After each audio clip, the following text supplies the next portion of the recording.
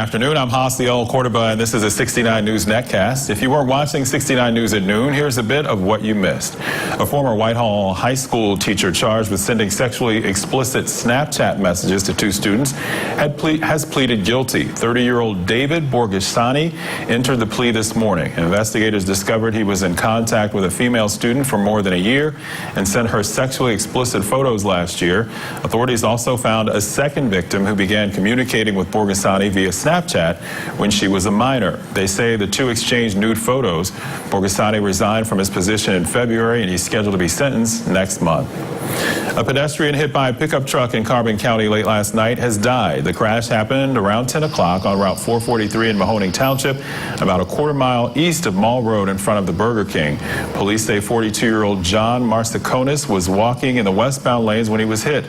The driver of the truck stayed on scene. Authorities say no charges have been filed. Easton police are searching for two men who they say robbed a homeowner.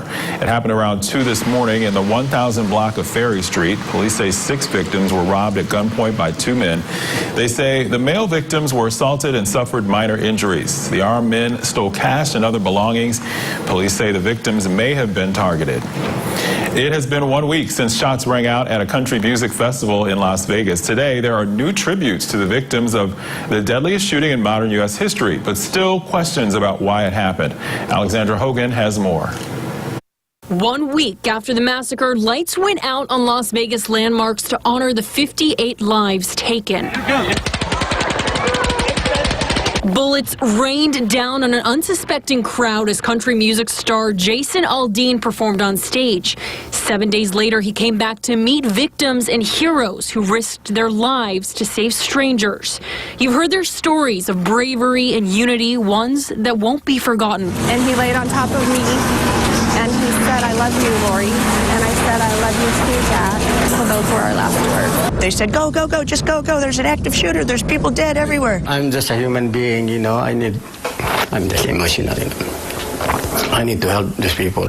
Across the nation, groups held vigils like one here in Allentown to call for change. We must break the stronghold the gun lobbyists have on our legislature. Let's make sure that from one state to another, you can't go to one state and buy 17 guns and then go to another and buy 17 guns. And despite the pain, survivors say the shooter won't win. So days after the shooting, 58 crosses went up in memory of each victim, and volunteers created the Las Vegas Healing Garden to honor each life. I met some of the kindest, most caring, talented individuals, sharing work, sharing stories, sharing laughter, sharing tears. And for more local news, watch 69 News or get updates here at WFMZ.com. With the 69 News Netcast, I'm Hasiel Cordoba.